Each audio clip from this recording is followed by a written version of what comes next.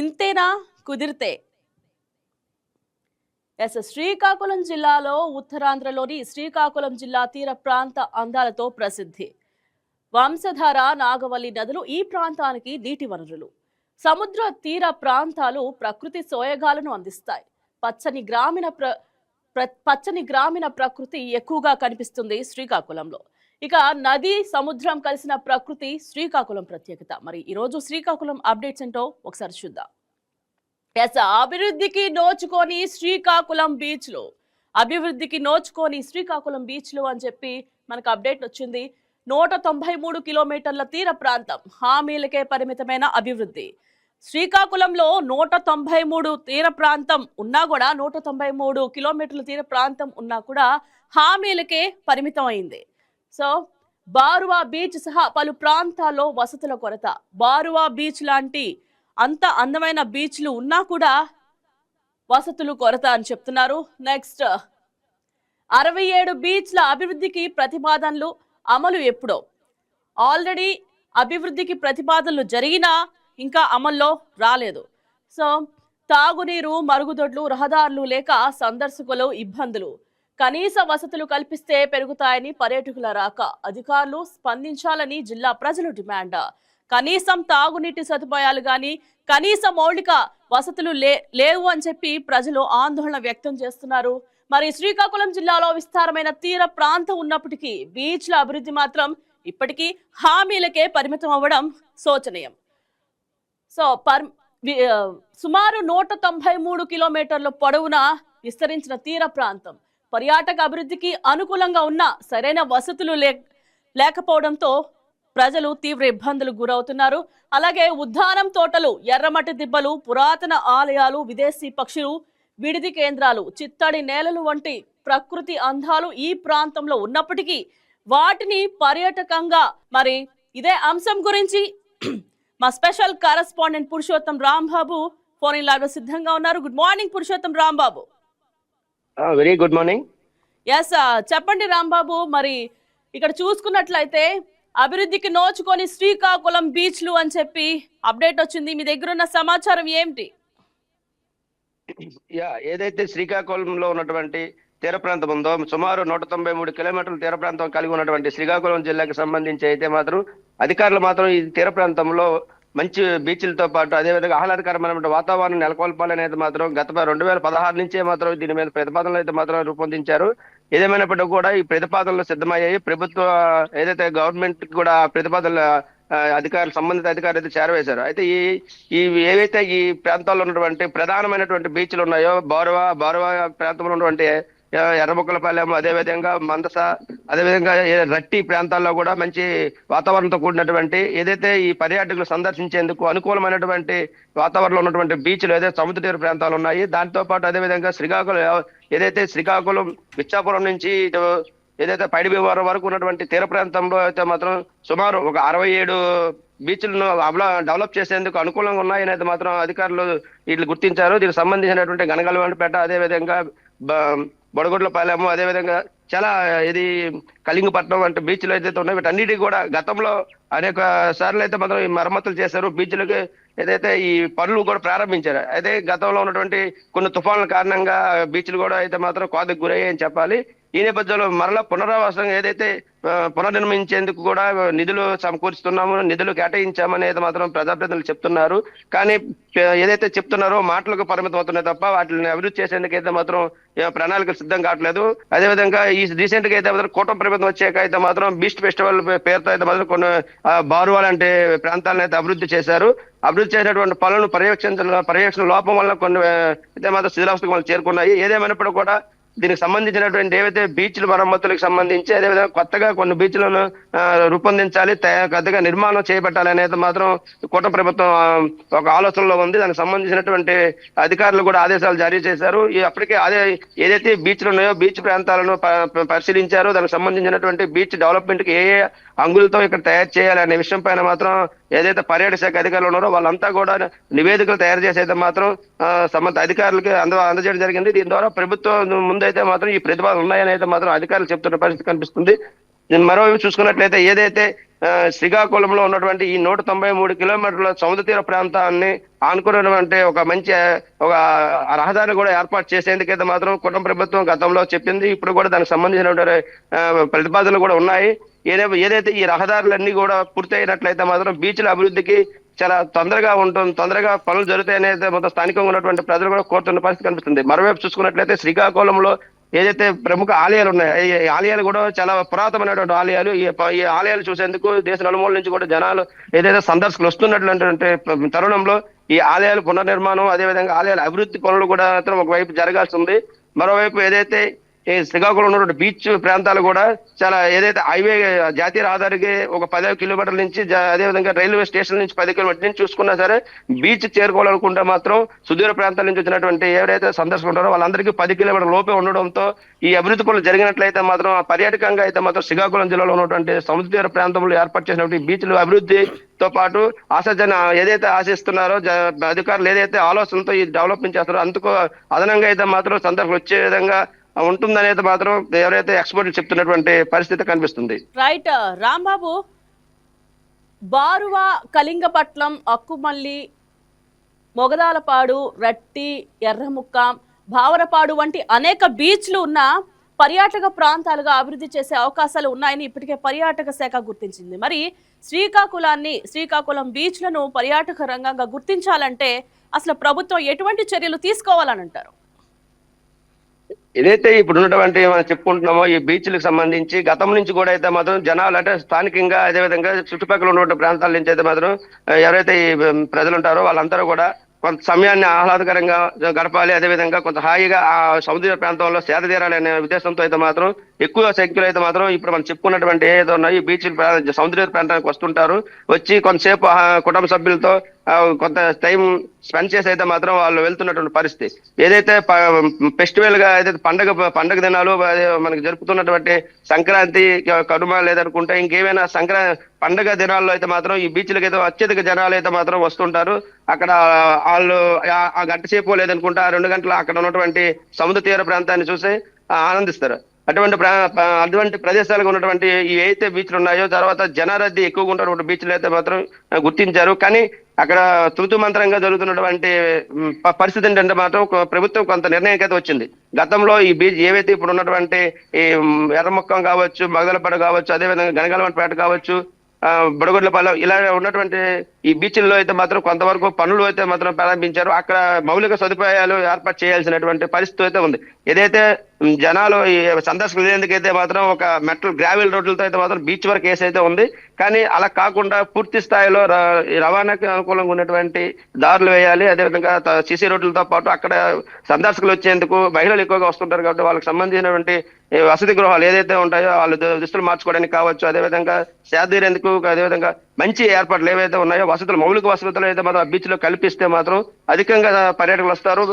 తద్వారా జిల్లాకి ఆదాయం కూడా సమకూరుస్తుందని అయితే చెప్పాలి. ఇప్పటికైతే బారో బీచ్ లో అయితే ఏర్పాటు చేస్తారు. అదేవిధంగా గతంలో కళింగపట్నం బీచ్ లో కూడా ఇటువంటి అంగులతో ఏర్పాటు చేసినటువంటి బిల్డింగ్స్ కట్టారు. అదేవిధంగా పిల్లలు ఆడుకునేందుకు పరికరాలతో పాటు పార్కులు కూడా నిర్మించినటువంటి పరిస్థితి మనం చూసాం. కానీ ఉదిత్ తుఫాను లేదా తిత్లీ తుఫాను దాటికైతే మాత్రం పూర్తిగా అయితే అక్కడ ఉన్నటువంటి బీచ్ కనుమరుగైందని చెప్పాలి. ఇక ఇతర ప్రాంతాల్లో ఉన్నటువంటి బీచ్లను కూడా అభివృద్ధి చేయాలి. అది అభివృద్ధి చేస్తే బాగుంటుందనే నేపథ్యంలో అయితే మాత్రం కూటమి ప్రభుత్వం ఆలోచనలు అయితే ఉందని చెప్పాలి. రైట్ రాంబాబు, మనం చూసుకున్నట్లయితే మన ఆంధ్ర ప్రజలు ఎక్కడెక్కడికో వెళ్తూ ఉంటారు. గోవాకి వాటికి బీచ్లకు వెళ్తూ ఉంటారు, ఫ్యామిలీ అకేషన్స్కి వెళ్తూ ఉంటారు. మన దగ్గర ఇన్ని బీచ్లు ఉన్నాయి.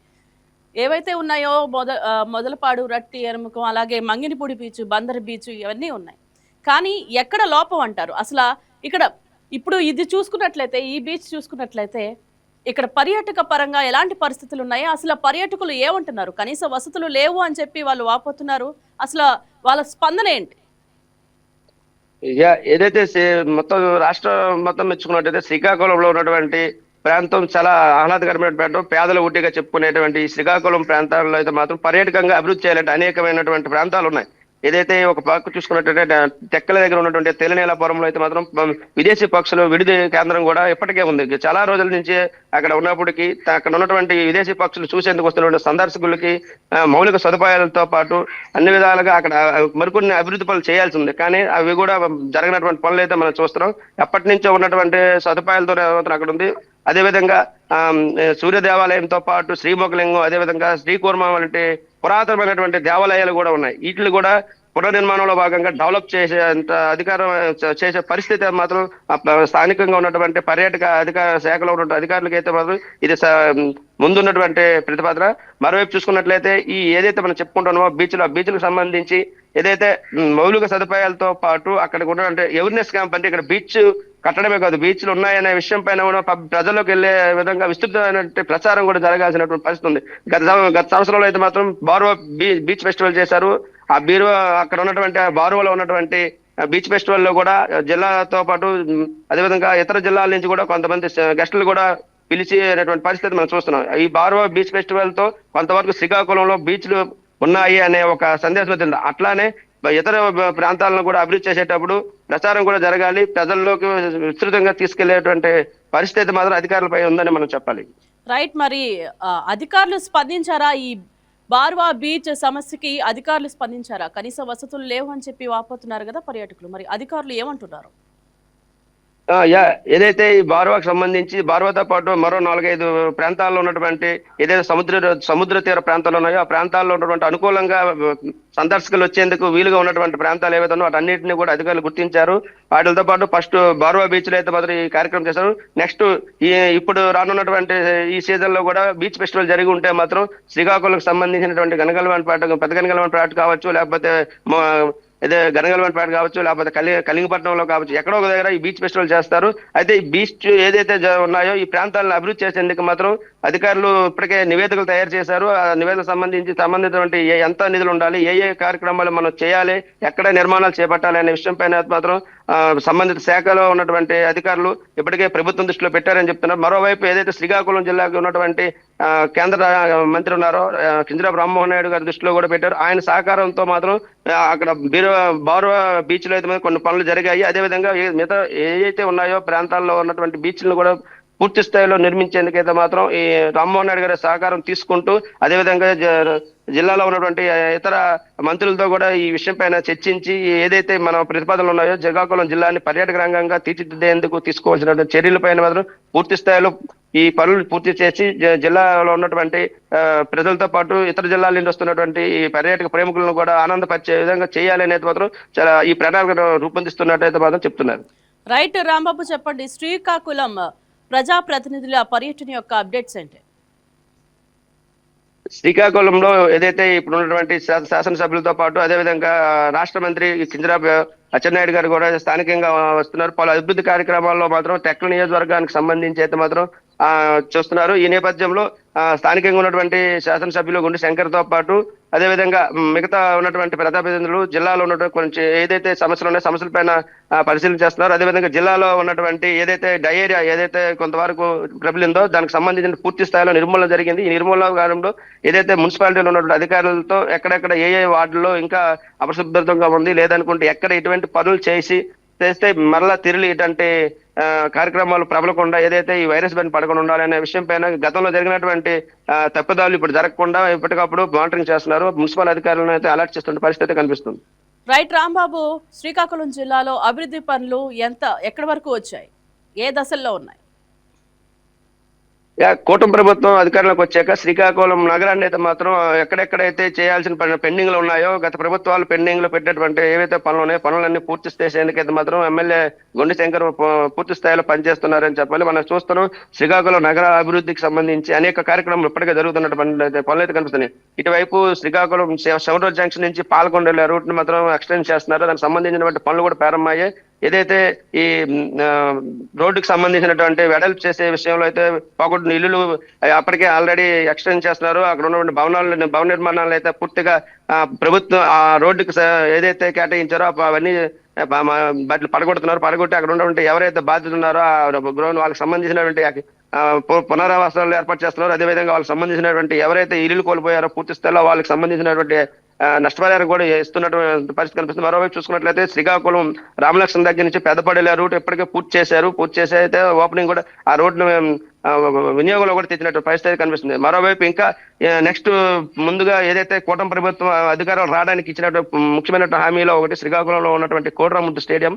ఏదైతే ఈ స్టేడియం ఉందో స్టేడియం పనులు అర్ధాంతరంగా నిలిచిపోయి అయితే ఉన్నాయి. గత రెండు దఫాలుగా ఈ ప్రభుత్వాలు మారినప్పుడు కూడా సరే ఆ కోటరాముద్దు స్టేడియం పనులు అయితే మాత్రం పూర్తి స్థాయిలో జరగని పరిస్థితి మనం చూస్తున్నాం. కానీ గత వారం రోజుల క్రితం అయితే మాత్రం పూర్తి స్థాయిలో తనకు నిధులు ఏదైతే కోటరాముద్దు స్టేడియాన్ని పునర్నిర్మాణానికి సంబంధించి నిధులు పూర్తిగా వచ్చాయి. దానికి సంబంధించిన పనులు ప్రారంభిస్తాం. ఒక 4-5 నెలల్లో ఈ స్టేడియం ని పూర్తి స్థాయిలో నేను నిర్మించి జిల్లా వాసులకైతే మాత్రం వినియోగించుకునేందుకైతే మాత్రం అందించే విధంగా ఉందని అయితే మాత్రం స్థానికంగా ఉన్నటువంటి ఎవరైతే ఎమ్మెల్యే గారు ఉన్నారో గుండు శంకర్ కూడా ఈ ఒక ప్రెస్ మీట్ గా చెప్పే ప్రక్రియ మనం చూస్తాం. మరోవైపు చూసుకున్నట్లయితే ఇంకా మురుగు కాలువలకు సంబంధించి ఏదైతే డయర్ వలన ఏదైతే రాష్ట్ర స్థాయిలో ఒక చర్చనీయాంశంగా మారిన ఘటన ఏదైతే ఉందో దానికి సంబంధించినటువంటి కారణాలను వెలికితీశారు. దానికి సంబంధించిన ఏవైతే అధికారులు కారణాలు గుర్తించారో దానికి సంబంధించినటువంటి పూర్తి స్థాయి పనులు జరిపేందుకు దానికి సంబంధించిన నిధులు కూడా విడుదల చేస్తున్నారు. ఏదైతే శ్రీకాకుళంలో ఉన్నటువంటి డ్రైనేజ్ సిస్టమ్ తో పాటు ఓవర్ హెడ్ ట్యాంకులు ఏదైతే వాటర్ సప్లై చేస్తున్నారో వాటిని పూర్తిగా క్లోరినేషన్ చేసి సురక్షితమైనటువంటి మంచినీటిని జిల్లా ప్రజలకి అదేవిధంగా మున్సిపాలిటీలో ఉన్నటువంటి వార్డుల్లో అందరికి వినియోగించుకునేందుకు ఇచ్చేందుకైతే ఇప్పటికే ప్రణాళిక పనులు కూడా స్టార్ట్ చేశారని చెప్పాలి. ఏదైతే మురుకు కాలువలు గుండా ఉన్నటువంటి పైప్ లైన్స్ కూడా తీస్తున్నారు. వేరే విధంగా ప్రత్యామ్నాయంగా కొత్త పైప్ లైన్స్ కూడా వేసే ప్రక్రియ అయితే మాత్రం స్టార్ట్ చేశారని చెప్పాలి. రైట్ రాంబాబు, నిన్న మహిళా దినోత్సవం జరిగింది కదా, అసలు ఎటువంటి కార్యక్రమాలు జరిగినాయి శ్రీకాకుళంలో? ఏదైతే నిన్న జరిగినటువంటి మహిళా దినోత్సవ సందర్భంగా అయితే మాత్రం శ్రీకాకుళంలో అంగరంగ వైభవంగా అదేవిధంగా పార్టీలకు అతీతంగా మహిళలందరూ కూడా వేదికగా వచ్చారు. దానికి సంబంధించినటువంటి మహిళా దినోత్సవ సందర్భంగా మహిళలందరూ ఒక చోటకి చేరి గ్రాండ్ గా అయితే మాత్రం మహిళా దినోత్సవ దినాన్ని అయితే మాత్రం వాళ్ళు జరుపుకున్నారని మనం చెప్పాలి. మరో విధంగా చూసుకున్నట్టయితే శ్రీకాకుళంలో ఏదైతే ప్రభుత్వ ఆధ్వర్యంలో కూడా మహిళా దినోత్సవ కార్యక్రమాన్ని కూడా నిర్వహించారు. దీనికి సంబంధించినటువంటి ఈ కార్యక్రమంలో ఎవరైతే మహిళా రంగంలో రాణిస్తున్నారో అదేవిధంగా మంచి పొజిషన్ లో ఉంటూ అదేవిధంగా కుటుంబాలని పోషిస్తూ కుటుంబానికి అండగా ఉంటూ ఎవరైతే ఒక రోల్ మోడల్ గా ఉన్నారో అటువంటి మహిళలందరినీ గుర్తించారు. ఒక వేదిక మీద తీసుకొచ్చి వాళ్ళందరినీ సన్మానించుకునే కార్యక్రమాలు కూడా చేసి వాళ్ళకి ప్రభుత్వం తరపున జిల్లా కలెక్టర్ గారు అదేవిధంగా స్థానికంగా ఉన్నటువంటి శాసనసభ్యులతో సహా ఈ మహిళా దినోత్సవ కార్యక్రమంలో పాల్గొని వాళ్ళకి ఈ మహిళా దినోత్సవానికి సంబంధించి ప్రాముఖ్యతను కూడా వాళ్ళు తెలియజేశారు. అదేవిధంగా ప్రైవేట్ కార్యక్రమాలు కూడా జరిగాయి. అందులో కూడా ఎవరైతే పారిశ్రామికంగా ఉన్నత స్థాయిలో ఉన్నటువంటి మహిళలు కావచ్చు అదేవిధంగా అనేక రంగాల్లో స్థిరపడినటువంటి మహిళలను కూడా ఒకే వేదిక పైకి తీసుకొచ్చి వాళ్ళందరూ సన్మానించుకొని మహిళా దినోత్సవాన్ని ఒక పండుగ వాతావరణంలో అయితే మాత్రం జరుపుకున్నారని చెప్పాలి శ్రీకాకుళం జిల్లాలో. Right, thank you Rambabu, thank you for your updates. ఈ వీడియో మీకు నచ్చినట్లయితే లైక్ చేయండి, షేర్ చేయండి, మా ఛానల్కి సబ్స్క్రైబ్ చేయండి.